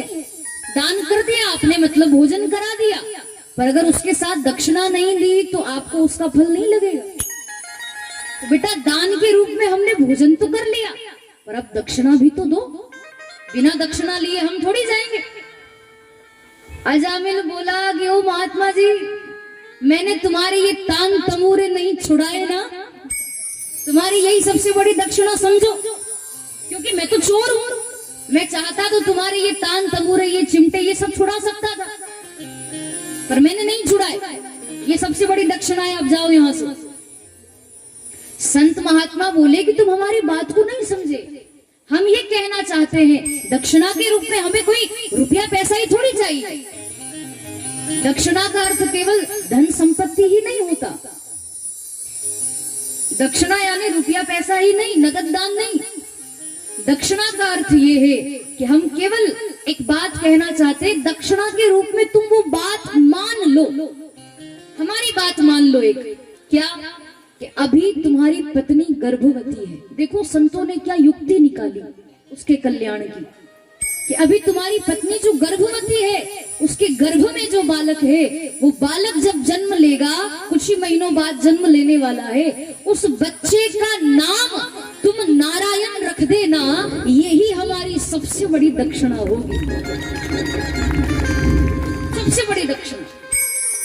क्योंकि महात्माओं को ये बात पता थी, रात भर कीर्तन किया तो यही विचार किया कि इसका कल्याण कैसे करना है। भगवान ने क्या युक्ति निकाली, 10वीं संतान का नाम नारायण रख देना। महात्माओं को पता थी ये बात कि अगर इससे कह दिया कि तू 10 माला 12 माला या 50 माला गायत्री की जाप कर, तो ये नहीं करेगा, क्योंकि अब तो ये चोरी करने लगा, अब तो डाका डालने लगा, अब थोड़ी करेगा ये माला जाप। इससे कहेंगे कि भगवान की पूजा कर, तो ये नहीं करेगा। इससे और कुछ करने के लिए कहेंगे तो ये नहीं करेगा। इसीलिए ऐसा कोई उपाय निकालो कि जिससे इसको भगवान का नाम लेना भी ना पड़े, और जब भी बेटे का नाम ले तो भगवान का नाम अपने आप मुख से निकल जाए। ऐसी कोई युक्ति, ये युक्ति निकाली उन्होंने, मतलब इसको परिश्रम ना करना पड़े और भगवान का भजन भी हो जाए। तो संतों ने ये कहा। अजामिल बोला कि हाँ हाँ ठीक है, इतना तो मैं मान लूंगा, मैं रख दूंगा नाम। नाम रखने में क्या है, रख दूंगा। महात्मा सब वहां से कीर्तन करते करते चले गए। कुछ महीने बीते, अजामिल के यहाँ उस 10वीं संतान ने जन्म लिया और संतों के कहे अनुसार उस बच्चे का नाम नारायण रखा गया। वैसे तो अजामिल के 9 पुत्र और थे, पर उनसे इतना लगाव अजामिल को नहीं था जितना लगाव इस 10वीं संतान से था। बहुत ज्यादा लगाव। नारायण नाम रखा और इतना लगाव उस बच्चे से कि वो चोरी करने जाता तो नारायण को साथ लेकर जाता, भोजन करता तो नारायण के साथ, विश्राम करता तो नारायण के साथ, उठता तो नारायण के साथ।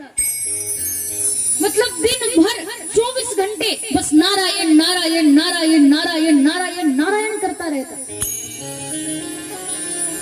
मुंह नहीं सूखता उसका बोलते समय, इतना नाम। मतलब उस बच्चे के प्रति इतनी आसक्ति थी कि भले ही बच्चे में आसक्ति, पर था तो भगवान का नाम। नारायण नारायण नारायण नारायण करता रहता वो। नारायण को साथ में रखता था उस बच्चे को। धीरे धीरे वो बच्चा थोड़ा बड़ा हुआ, अजामिल का भी जीवन व्यतीत होने लगा और एक दिन उसका अंतिम समय आया। यमराज ने अपने यमदूतों को भेजा, जाओ अजामिल को लेकर के आओ नरक में। उसके कर्म देखे, कर्म बड़े बुरे थे। यमदूतों को भेजा कि जाओ उसको पकड़ कर लेकर आओ। यमराज के दूत आए, अजामिल के गले में कस करके रस्सी बांधी, हाथ पैर बांध दिए और उसको घसीट कर वहां से ले जाने लगे नरक में। तो वो अजामिल चिल्लाया, तड़पने लगा। देखो, अगर आपको पता करना है, शास्त्र कहते हैं, मैं मन से नहीं कह रही, अगर आपको पता करना है कि व्यक्ति स्वर्ग में गया है या नरक में गया है या भगवान के धाम गया है, तो इस युक्ति से पता कर सकते हैं। कैसे? जो व्यक्ति मरता है, जिसकी मृत्यु होती है, और मरते समय अगर कोई व्यक्ति तड़पे ना, कोई तड़पे, चीखे, चिल्लाए, तो समझ लेना कि उसको यमदूत लेकर के जा रहे हैं। क्योंकि वो यमदूत केवल उसी को नजर आएंगे, वो आपको हमको नहीं दिखेंगे। उसका तो अंतिम समय, मरते समय, मृत्यु के समय अगर कोई व्यक्ति चीखे, चिल्लाए, तड़पे, मतलब कि उसको यमदूत लेकर जा रहे हैं। और अंतिम समय, मरते समय, जैसे कहते हैं ना कभी कभी कि हम तो बातचीत ही कर रहे थे और बातचीत करते करते ही वो चले गए। मतलब किसी को कोई तकलीफ ना हो मरते समय, एक भी प्रकार की, भले रोग हो शरीर में, पर फिर भी कोई तकलीफ, बिना किसी तकलीफ के कोई जाता है, तो समझना चाहिए कि या तो वो स्वर्ग में गया है या उसको भगवान का धाम मिला है, ऐसा समझना चाहिए। अब अजामिल जो था तड़पने लगा, चिल्लाने लगा, बचाओ बचाओ, कोई मुझे बचाओ। परिवार वाले कोई बचाने नहीं आए, 9 बच्चे थे वो भी बचाने नहीं आए। पत्नी नहीं आई वो गणिका जिससे जीवन भर प्रेम किया, और वो जो 10वीं संतान थी ना उसकी, वो बेटा नारायण, वो बच्चा अपने इष्ट मित्रों के साथ में खेल रहा था। सामने ही वो बच्चा अपने मित्रों के साथ खेल रहा था। उस बच्चे पर अजामिल की नजर गई।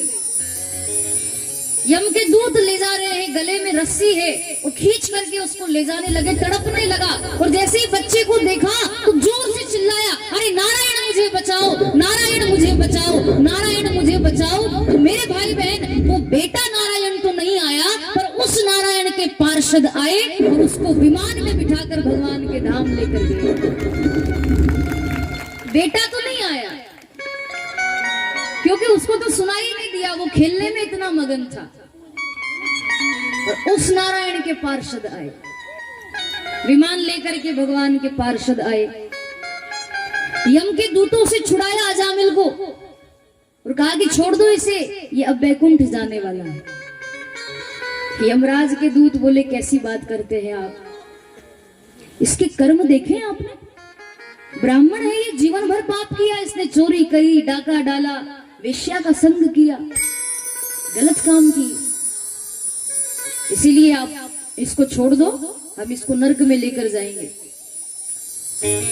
भगवान के पार्षद बोले कि भले ही इसने जीवन भर कुछ भी किया हो, हमें उससे कोई लेना देना नहीं, हमें कोई मतलब नहीं इसने जीवन में क्या किया क्या नहीं किया, पाप किए कि पुण्य किया। पर हमारे प्रभु का ये कहना है कि जीवन भर भले कोई व्यक्ति कुछ भी काम करे, कैसा भी काम करे, पर अगर मरते समय वो मेरा नाम लेकर के मरे तो बिना किसी संकोच के उसको मेरे धाम लेकर के आ जाना, उसको नरक में मत जाने देना।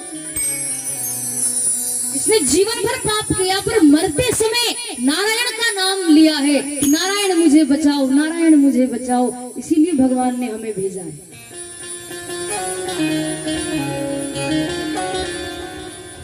तो यमराज के दूत कहने लगे कि आप कैसी बात कर रहे हैं, आप इतने समझदार होकर के ऐसी बात करते हैं। अरे जिस नारायण का आप कह रहे हैं, जिसका नाम इसने लिया है, वो तो अपने बेटे का नाम लिया, वो आपके भगवान का नाम थोड़ी लिया। पार्षद कहने लगे कि रे भले आदमी, बेटे का नाम तो इसने अभी अभी रखा है कुछ वर्ष पहले, पर नारायण भगवान का नाम तो अनादि काल से चला आ रहा है। बेटे का नाम तो अभी अभी रखा है कुछ वर्ष पहले, पर नाम तो भगवान का ही है ना। इसीलिए अब तुम बहस मत करो, जाओ यहां से, अभी जाएगा बैकुंठ में। विमान में बिठाया अजामिल को और सीधे भगवान के धाम लेकर के गए। ऐसी है भगवान की कथा। मतलब जीवन भर भले ही आपने कुछ भी किया हो, इसका अर्थ ये भी नहीं है कि जीवन भर पाप ही करना है, अब अंत समय ही नाम लेंगे, है ना। ऐसा नहीं है, चलते फिरते उठते बैठते नाम लो। पर वो भक्त बड़ा अहोभाग्यशाली माना जाता है जिसके मुख से मरते समय भगवान का नाम निकले या उसकी याद करके वो मरे।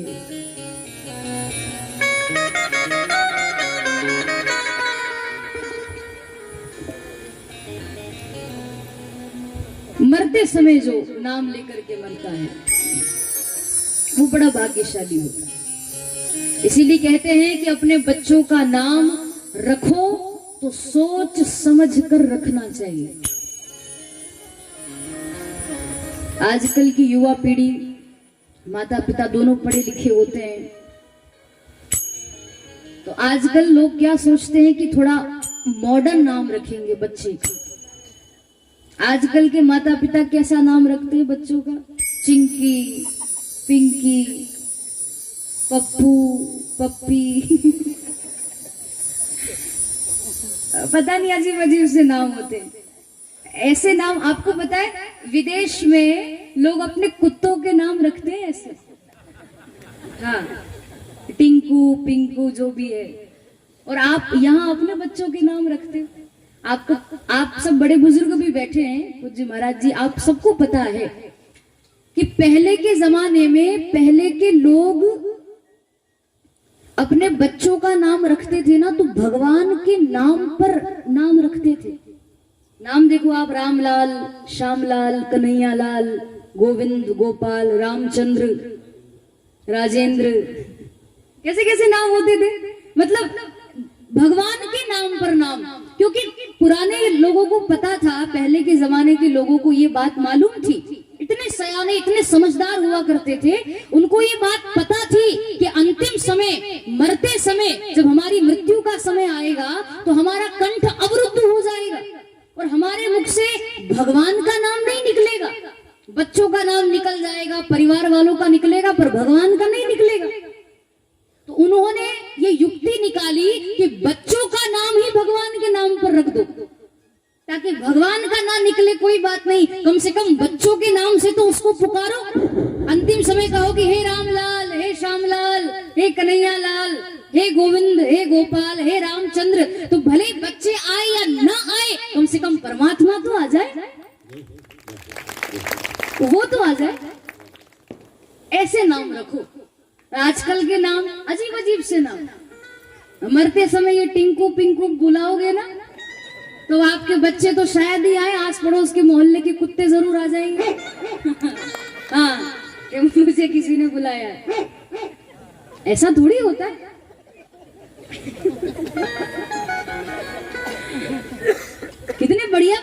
होते, देखो महेश, महेश भाई जी, महेश भगवान शिव का नाम है। मदन भाई, हनुमान जी मुंडे, हनुमान जी महाराज जी है ये। बताओ, ऐसे नाम रखो बच्चों के कि जिससे कल्याण हो सके, आपका भी हो और बच्चों का भी हो, और जितने लोग नाम लेंगे उनके मुख से भगवान का नाम निकलेगा। ऐसा कोई नाम रखो, ये टिंकू पिंकू नहीं रखना। हाँ, अब बदल देना नाम अगर रखा हो तो।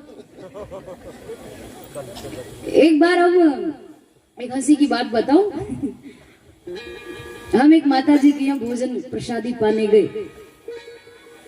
तो माता जी थोड़ी बहुत सरल थी, गांव की थी। वो गांव के तो भक्त होते ही सरल है। तो माता जी की बड़ी इच्छा कि आप हमारे घर आओ और हम भोजन प्रसादी पाओ, परिवार वालों से मिलवाऊंगी, सबको बुला कर रखा।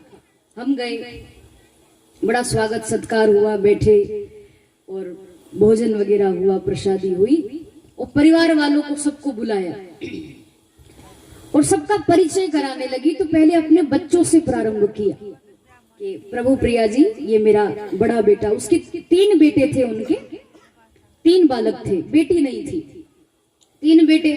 तो तीनों का परिचय करवाने लगी माता जी कि ये मेरा बड़ा बेटा है, और प्रभु प्रिया जी इसका नाम है सुख नंदन। क्या नाम है? सुख नंदन। पर क्या बताऊं, प्रभु प्रिया जी नाम तो रख दिया सुख नंदन, पर इस बच्चे ने आज तक हमको सुख नहीं दिया। नाम क्या है? सुख नंदन, पर इसने आज तक हमको सुख नहीं दिया। मैंने कहा अच्छा, दूसरे बेटे का नाम, उसका परिचय कराओ। तो बोली दूसरे बेटे का नाम है निरंजन, और निरंजन का अर्थ होता है नेत्रहीन, जिसको दिखाई नहीं देता, जो अंधा होता है ना, नेत्रहीन, उसको निरंजन कहते हैं। तो उसका भी कोई रोल नहीं, उसकी तरफ से भी कोई सुख नहीं मिला, और नेत्रहीन तो फिर कोई मतलब ही नहीं। अच्छा, तीसरे बेटे का नाम बताओ। तो बोली प्रभु प्रिया जी पहले का नाम रख दिया सुखनंदन, पर उसने सुख दिया नहीं। दूसरे का नाम निरंजन, जो निरंजन ही है। तो मैंने सोचा कि अब तीसरे बेटे का नाम मैं नहीं रखती, अब तो कोई संत महात्मा आएंगे, उनसे पूछ करके तीसरे बेटे का नाम रखूंगी। अभी तक नाम नहीं रखा इसका, अभी तो ऐसे ही बुलाते हैं हम, बस कुछ भी काम होता है तो ऐसे ही बुला लेते, पर नाम नहीं रखा। तो अब आप आ गए हो तो तीसरे बेटे का नाम आप ही रख दो। बताओ तीसरे बेटे का नाम मैं क्या रखूं, क्या बोलूं उसको। और देखो प्रभु प्रिया जी, नाम रखो ना तो ये जो मेरे 2 बेटे हैं, इन दोनों के नाम से मिलता जुलता नाम तीसरे का होना चाहिए। जैसे सुखनंदन, निरंजन, और तीसरे का कुछ बढ़िया ऐसा हो कि दोनों का मिलता जुलता नाम उस तीसरे का हो जाए। अब मुझे थोड़ी हंसी भी आई कि परिचय भी ऐसा दिया, पर अब दुविधा में थी मैं, तो मैंने हंसी मजाक में कह दिया कि माता जी आपके बड़े बेटे का नाम, तो बोली सुखनंदन, पर उसने सुख नहीं दिया। मैंने कहा दूसरे बेटे का नाम, तो निरंजन, जो नेत्रहीन है। मैंने कहा कि एक काम करो, तीसरे बेटे का नाम रख दो कोलगेट दंत मंजन। मिलता जुलता भी है। तीसरे का नाम क्या रखा? कोलगेट दंत मंजन। तो देखो ऐसा नाम नहीं रखना, ये तो मैंने हंसी मजाक में बताया आपको, है ना, विनोद की बातें हैं, परंतु नाम ऐसा रखो बच्चों का कि जिससे कल्याण हो सके। अजामिल अगर संतों की बात को नहीं मानता और नारायण उस बेटे का नाम नहीं रखता, तो आज उसको भगवान का धाम नहीं मिलता, वो पड़ा होता नरक में, भोग रहा होता। पर नहीं, भगवान की कृपा है कि ऐसी लीला संतों ने की और उस युक्ति से अजामिल का उद्धार होता है। बोली भक्तवत्सल भगवान की। ऐसी कथा आती है, एक गजेंद्र नाम का हाथी था, उसका भी भगवान उद्धार करते हैं। 100 पत्नियां, कई बच्चे, और इतना अहंकार कि मैं ही हूं, अब जो भी हूं, मेरे आगे कोई है ही नहीं। इतना अहंकार पत्नी पर, बच्चों पर कि मेरी इतनी पत्नियां हैं, मेरे इतने बच्चे हैं। पर जो अहंकारी व्यक्ति होता है वो भगवान का भजन कभी नहीं कर सकता। आपको अगर परमात्मा को पाना है तो अपने अहंकार को छोड़ना पड़ेगा, अहम को छोड़ना पड़ेगा। मैं मेरा और तू तेरा, ये सब माया है। भगवान कहते हैं, भगवान राम जी लक्ष्मण जी को समझाते हुए ये बात रामायण में कहते हैं कि मैं अरु मोर तोरते माया, जही बस कीन है जीव लिकाया। ये लक्ष्मण, ये मैं मेरा और तू तेरा, ये सब माया है। और इस तेरे मेरे में व्यक्ति इतना फंस जाता है कि वो मेरा भजन नहीं कर पाता, इतना फंस जाता है। तो गजेंद्र को भी इतना अहंकार था कि ये सब मेरा है, पत्नी मेरी है, बच्चे मेरे हैं, इतने बच्चों को मैंने जन्म दिया है। एक बार वो किसी सरोवर में स्नान करने के लिए गए और उसी सरोवर में एक ग्राह रहता था मगर, जिसने गजेंद्र का पैर पकड़ लिया और उसके बड़े बड़े दांत थे, उन दांतों के बीच में उसके पैर को पकड़ा, उसको खींचने लगा अंदर खाने के लिए। पत्नी से गुहार करी कि 100 पत्नियां थी, कोई तो मेरी रक्षा करो। पत्नियों ने भी सूंड हिला करके मना कर दी कि हम नहीं करेंगे रक्षा, हम बचाने गई तो हम भी मर जाएंगे। बच्चों से कहा कि तुम मेरी रक्षा करो, ये मगर मुझे खा जाएगा, ये ग्राह मुझे अंदर खींच रहा है। इतनी सी सूंड बाहर रह गई पर नहीं रक्षा की। जब किसी ने भी, परिवार वाले भी मुंह मोड़कर चले गए, तब गजेंद्र को लगा कि अब भगवान के सिवा मेरा कोई नहीं है। उसी सरोवर में कमल का पुष्प था, इतनी सी जो सूंड बची थी बाहर, उसी से उस कमल के पुष्प को तोड़ करके ऊपर की तरफ फेंका और गजेंद्र हार करके बोला कि हे गोविंद मेरी प्राण रक्षा करो, मैं मर जाऊंगा अगर आप नहीं आए तो, ये ग्राह मुझे खा जाएगा। और जैसे ही गोविंद कहा तो संत महात्मा कहते हैं कि गो तो भगवान ने गोलोक में सुना और विंद तो वो गजेंद्र बोल ही नहीं पाया, गो में ही आकर भगवान ने उसकी प्राण रक्षा कर दी। मानो भगवान तैयार ही बैठे थे, ये कब मेरा नाम बुलाए और कब मैं इसके पास जाऊं। गोविंद नाम लिया तो गो में ही आकर के उसको बचा लिया। सुदर्शन चक्र लेकर के भगवान आए गरुड़ जी पर बैठकर, वो चक्र जैसे ही छोड़ा तो उससे मगर का सिर धड़ से अलग कर दिया और गजेंद्र का भगवान उसको बचाते हैं और उस मगरमच्छ का उद्धार करते हैं। बोली गोपाल कृष्ण भगवान की। ऐसी कथा थी। एक बार जोरदार ताली बजाइए।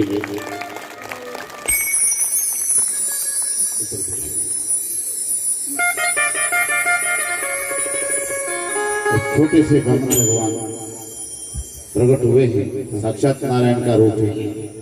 पंडित जी हाँ।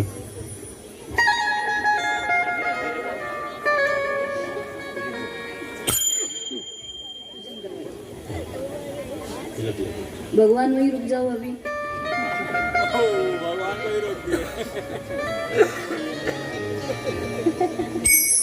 हाँ।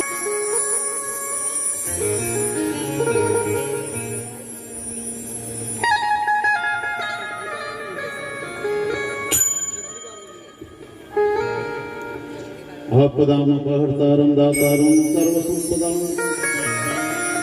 लोकाभिरामं श्रीराम भूयो भूयो नमामि, भूयो भूयो नमामि। तो इनके आश्रम के लिए भी कुछ ना कुछ पत्रम पुष्पम फलम तोयम, जितने बड़े बामन भगवान हैं श्रद्धा के अनुसार दीजिए, नहीं तो आगे बढ़ाते जाइएगा। हम इधर भजन गाएंगे और ये आपके बीच में पधारेंगे। बोली वामन भगवान की। वामन भगवान प्रकट हुए और कथा तो हम लोग खैर अभी विस्तार से सुनेंगे। पहले महाराज कुर्सी लगाइए।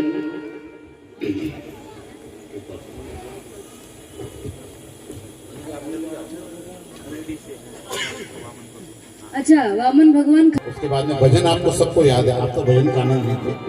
दान भिक्षावृत्ति करने के लिए वामन भगवान बलि के यज्ञ मंडप के द्वार पर आते हैं।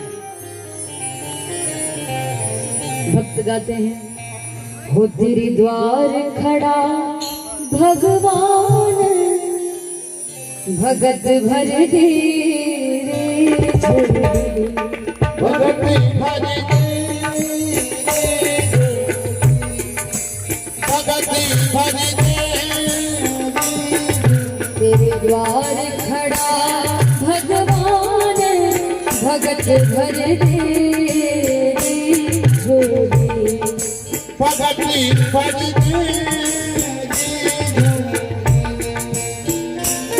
तेरा होगा बड़ा एहसान,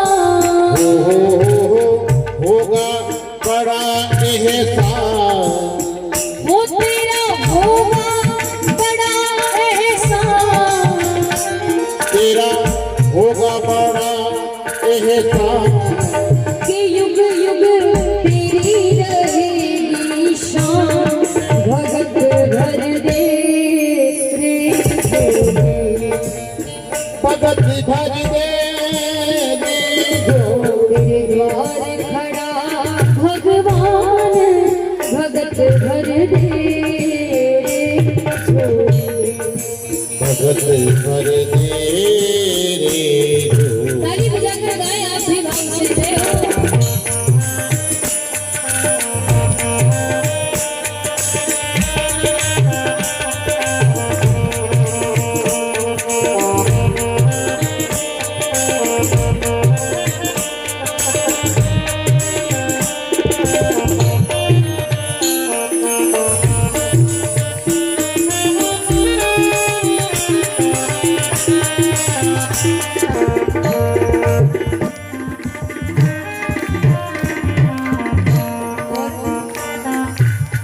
डोल उठी है सारी धरती देख ले, डोला गगन ये सारा।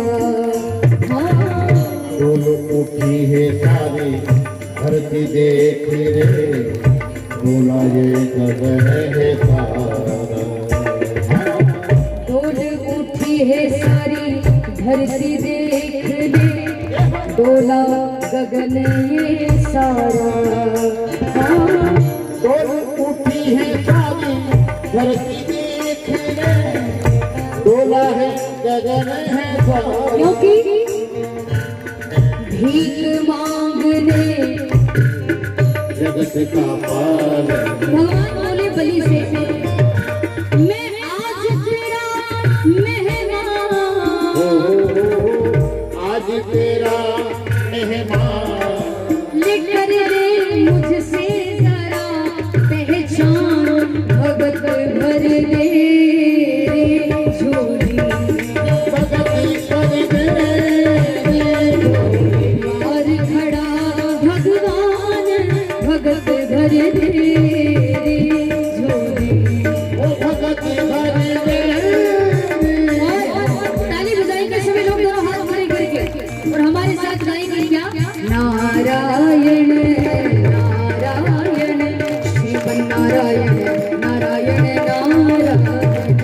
ओ नारायण नारायण श्रीमन्नारायण नारायण नारायण। ओ श्रीमन नारायण नारायण नारायण। श्रीमन्नारायण नारायण नारायण। ओ भजवन नारायण नारायण नारायण। ओ भगवान नारायण नारायण नारायण। आप सब ताली बजा के नारायण नारायण श्रीमन नारायण नारायण। ओ हो नारायण नारायण श्रीमन्नारायण नारायण नारायण।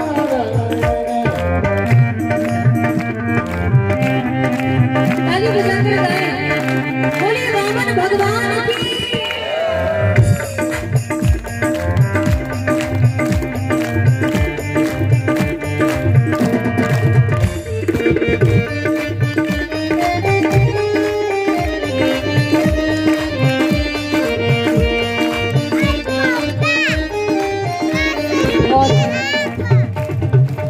आज लुटा दे सर्वस्व अपना, मान ले मेरा कहना। आज लुटा दे सर्वस्व अपना, मान ले मेरा कहना। आज लुटा दे सर्वस्व अपना, मान ले मेरा कहना। ओ आज लुटा दे सर्वस्व अपना, मान ले मेरा कहना, क्योंकि मिट जाएगा पल में तेरा जन्म जन्म का फेरा रे, अरे जन्म जन्म का फेरा। टूट जाएगा पल में तेरा जन्म जन्म का फेरा रे, जन्म जन्म का फेरा। तू छोड़ सकल अभिमान, छोड़ सकल अभिमान, अमर कर ले तू अपना दान, भगत भर दे भगत भर दे। द्वार खड़ा भगवान, भगत भर दे झोली। सभी लोग गाएं ताली बजा कर क्या? वो नारायण नारायण श्रीमन नारायण नारायण नारायण गाइए।